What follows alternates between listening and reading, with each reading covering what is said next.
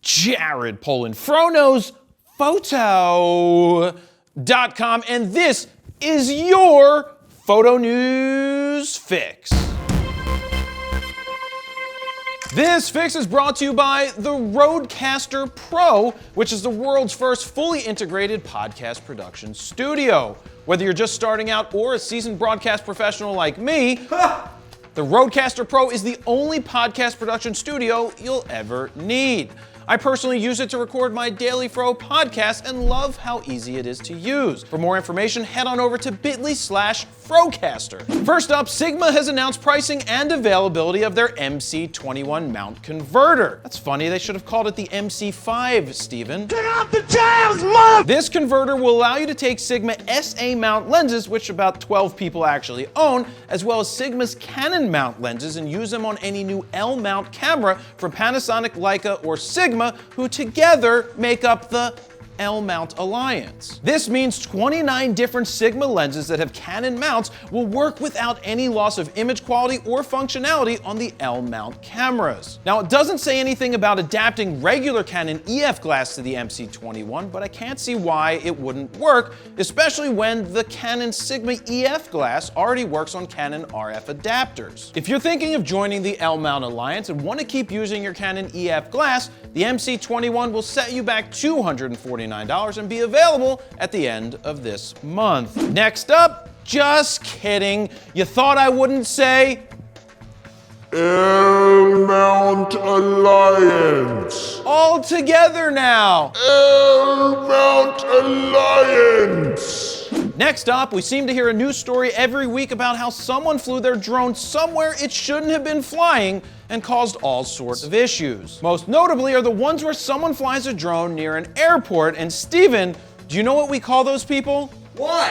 Assholes. So what is one to do in a situation where a rogue drone is flying where it shouldn't be flying? Bend over and I'll show you. Well, in the past, we've seen specially trained eagles swoop in to knock them out of the sky. We've also seen guns that fire drone nets, and we've seen some energy weapons. Well, leave it to the Russians to take it a step further. I'm saving your American ass! Introducing the, well, I can't exactly read that, so here's Google Translate reading it. Экспериментальный прототип для борьбы с дронами-нарушителями. And this is what it says in English. Experimental prototype to combat drones violators. That was one terrible Russian accent, Steven. Hopefully they don't hack my emails. This drone weighs in at 50 pounds, can fly for 40 minutes, and carries a 12-gauge fully automatic Vepr 12 shotgun. Kinda like me. The test video shows the drone being able to fire its weapon and knock other drones out of the air, though I'm not sure how well it would actually do if the other drone was trying to evade it. Seems like overkill to me, but if the Russians want to build it, by all means, go ahead and build it.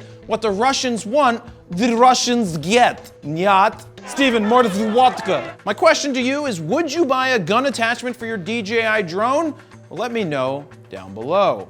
And finally, TIPA, the Technical Imaging Press Association, not to be confused with PIPA, has announced the winners for its 2019 awards honoring the best photography products in, well, 2019. If you didn't know, and I didn't know, TIPA, which was founded in 1991, is made up of 28 prominent photo industry publications and includes 0 prominent online publications like, well, me, or anyone else who also is me. Pretentious much?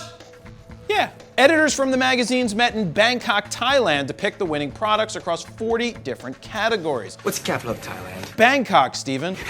Here are a few of the categories along with their winners. For best DSLR, they picked the Nikon D3500. Right, that makes lots of sense. Best APS-C camera advanced is the Fuji X-T30. Best APS-C camera expert, the Sony A6400.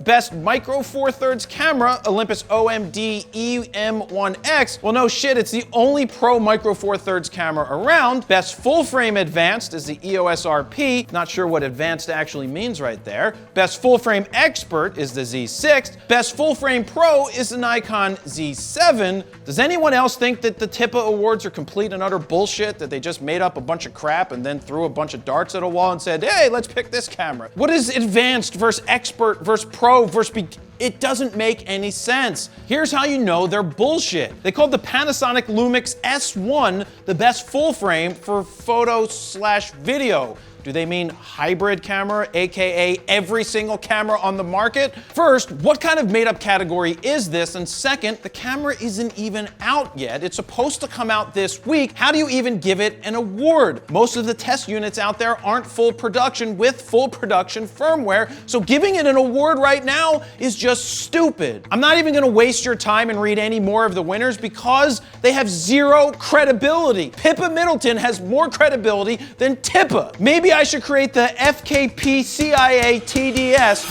which stands for FroKnowsPhoto Camera Industry Awards that don't suck. Now, if you think I should start my own awards, please give me a thumbs up on this video and also let me know down below. And there you have it. That's your photo news fix this time around. To check out the last fix, well, go ahead and click on the screen right here. Don't forget to like, share, comment, and subscribe, and we'll see you on the next video. Jared Polin, FroKnowsPhoto.com. See ya.